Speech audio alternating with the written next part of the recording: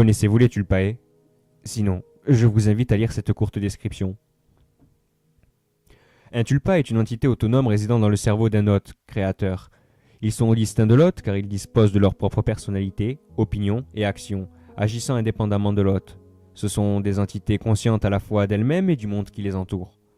Les Tulpae sont modelés à partir de la simple volonté psychique et disposent des mêmes capacités intellectuelles ainsi que des facultés de penser, raisonner, croire, espérer et percevoir le même monde que son hôte. Ce phénomène est de plus en plus connu d'année en année grâce à Internet évidemment. De plus en plus de gens tentent l'expérience aussi. Il est plus ou moins facile de la réaliser, cela consiste en un travail mental. Il est dit que cela est sans danger, qu'un tulpa ne pourra jamais nuire à son créateur, mais comment en être bien sûr?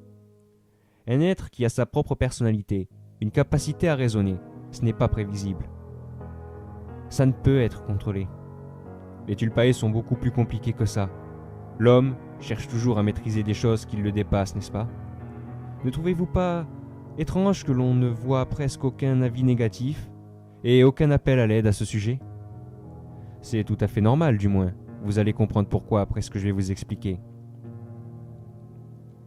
Il existe une pratique dans ce milieu dite de la possession, qui consiste à laisser son tulpa prendre le contrôle de votre corps un instant pour, par exemple, accomplir une tâche ou pour n'importe quelle autre raison.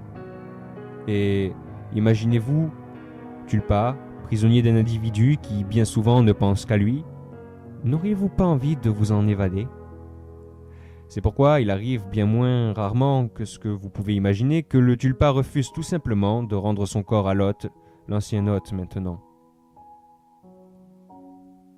Vous voilà maintenant littéralement spectateur de votre propre vie. Votre tulpa, vous connaissant par cœur, aura au début du moins votre comportement avec vos proches. Impossible pour eux de soupçonner quoi que ce soit. Et même s'ils le décelaient, que pourraient-ils faire? Leur puissance est trop sous-estimée et n'importe qui se croit capable de s'y investir. S'il est facile de développer un tulpa, il est beaucoup moins d'en garder le contrôle. L'expérience nécessite une très grande force mentale. Comprenez pourquoi le rituel vient à l'origine des moines en Asie, qui, grâce à la méditation et toute autre sorte d'art, parviennent en toutes circonstances à rester maîtres d'eux-mêmes. Une fois le cap de la possession franchi, pas de retour en arrière possible.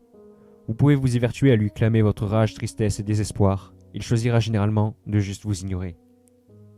Donc, ne vous fiez pas à ce que vous pouvez lire sur les forums spécialisés. Presque tous les posts sont écrits par des tulpas eux-mêmes. Et si vous êtes vous-même hôte d'un tulpa, je ne peux que vous dire de faire très attention. Pour ma part, je cherche désespérément un moyen de me débarrasser du mien. Il n'arrête pas de me supplier de le laisser reprendre son corps. Je ne sais plus quoi faire pour ne plus l'entendre.